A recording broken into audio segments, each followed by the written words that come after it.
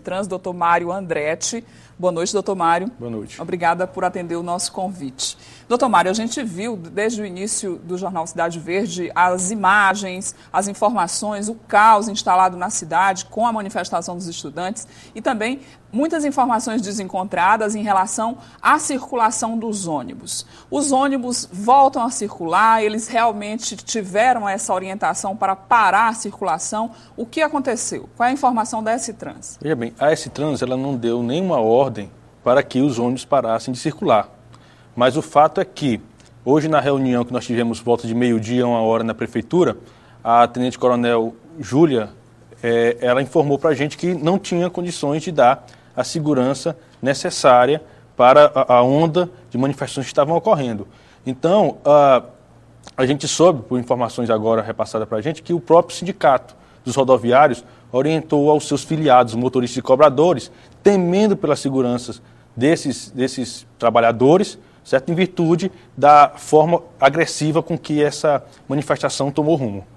Em relação à situação do usuário, ele tem essa garantia de que amanhã de manhã, hoje, daqui a pouco, quando sair do trabalho, ele vai ter o ônibus circulando, ele vai ter como chegar em casa? Bom, como eu lhe falei, não partiu essa ordem da prefeitura, da S-Trans. O fato é que a gente vai estar investigando, certo, de onde surgiu essa ordem, né, o motivo da paralisação, certo, e aí tomar as providências cabíveis. O fato é que a forma violenta, certo, a gente da S-Trans não tem como garantir, por exemplo, ao usuário a segurança, a integridade física dele dentro do ônibus, porque por causa do rumo em que essa manifestação tomou, certo? A segurança dos transportados, dos usuários, dos motoristas e cobradores, a gente não tem como garantir, certo? A gente está investigando e vai, lógico, tentar, daqui para amanhã, tentar que essa circulação seja normal dos ônibus. Como é que a S-Trans está se articulando, doutor Mário, em relação às vias que estão intrafegáveis em Teresina com a questão da manifestação, os acessos às pontes, quem circulou durante a manhã e a tarde e até a noite, fica tudo interditado?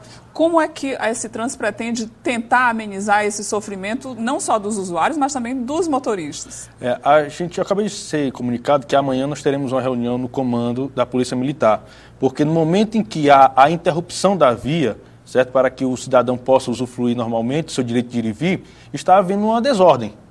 E nesse caso, a ordem tem que ser restabelecida pelo poder competente, no caso a polícia. Então, a gente vai ter uma conversa amanhã com o comandante, certo, no sentido exatamente de garantir que esse direito da população de ir e vir, de circular livremente pelas ruas da cidade, seja garantido. A manifestação ela é legítima, porém, no momento em que ela deixa de atender ou de cumprir os limites, certo, estabelecidos, ela passa a se tornar um ato ilícito.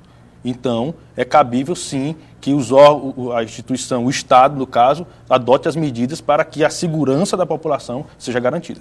Diante dessas manifestações, doutor Mário, como é que fica a questão da discussão da planilha, que é o grande entrave da manifestação e é a grande discussão dos estudantes em relação ao valor da passagem de ônibus? Existe alguma expectativa para haver uma reunião em relação a isso, para conseguir conversar e chegar a um consenso? Hoje de manhã nós tivemos uma reunião na prefeitura para tratar disso. O fato é que os empresários estavam pedindo um reajuste para 2,20. A planilha apresentou para 2,14. E o prefeito estabeleceu a valor da planilha a 2,10. O fato é que, até hoje, ninguém chegou contestando esses números, certo? Com uma proposta concreta para se reduzir a tarifa. A proposta é uma só dos manifestantes, é a revogação imediata do decreto. Mas o fato é que os custos que são fixos do sistema, certo? Eles foram calculados, a S-Trans tem esses números. A S-Trans tem acesso, por exemplo, às notas fiscais de combustível, a nota fiscal dos pneus, o reajuste que houve dos motoristas, certo? E enquanto não houver uma forma de desonerar o sistema, não há como ter uma possibilidade de se pagar os custos e ter capacidade de reinvestimento. Como é essa capacidade de reinvestimento? Por exemplo, a aquisição de ônibus novos, certo? Sem que haja uma desoneração, por exemplo, nós poderíamos trabalhar em duas formas. Através da desoneração dos impostos da União e do Estado, certo? Por exemplo, redução de IPI, como acontece para os táxis, redução de IPVA, como acontece para os táxis, que o ônibus não tem, certo? E aqui no âmbito do município, frear, ou pelo menos controlar, a grande quantidade de gratuidades e de meia tarifa que existe, meia passagem.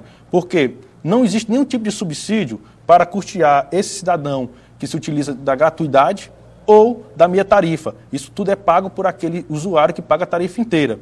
Então, o que acontece? Nós já estamos constatando, os ônibus são equipados hoje com câmeras, e que a gente já tem flagrado situações de que pessoas usam a carteira de estudante sem ser. Certo? Então, nós vamos tomar uma medida, e isso foi até uma proposta lançada para os manifestantes, no sentido de reduzir esse coeficiente. Nós já temos números no seguinte ponto, que se nós reduzíssemos o número de estudantes, que hoje é 32%, para 20%, que é a média nacional, a tarifa baixaria para 1,87%.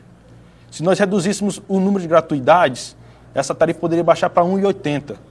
Certo? Então, tem um inchaço no sistema pela oneração dos impostos que incidem sobre os insumos do sistema e também em virtude da inexistência de nenhuma fonte de subsídio para arcar com essas gratuidades e meia tarifas. A gente vê agora, doutor Mário, imagens de um dos ônibus sendo incendiado e, lógico, isso acarreta uma despesa. A Excitran já esteve reunida com o CETUT para avaliar esses prejuízos desde o início da manifestação?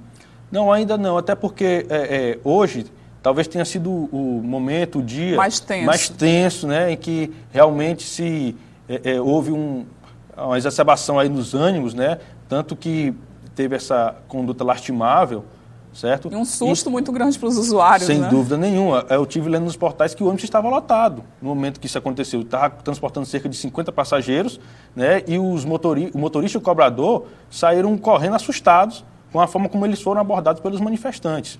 Certo? Então, a situação está deixando de ser um direito de manifestar o pensamento para se tornar já algo mais, um ato ilícito. Obrigada, doutor Mário. Conversamos aqui com o assessor jurídico da Excitran, doutor Mário Andretti, que prestou mais esclarecimentos aqui para os nossos telespectadores em relação a essa situação, o que vai acontecer amanhã, como os usuários podem chegar até os seus trabalhos, até as suas casas, utilizando o transporte público, mesmo diante dos ânimos mais exaltados e das manifestações. Obrigada pela presença, obrigada pelos esclarecimentos, doutor Mário.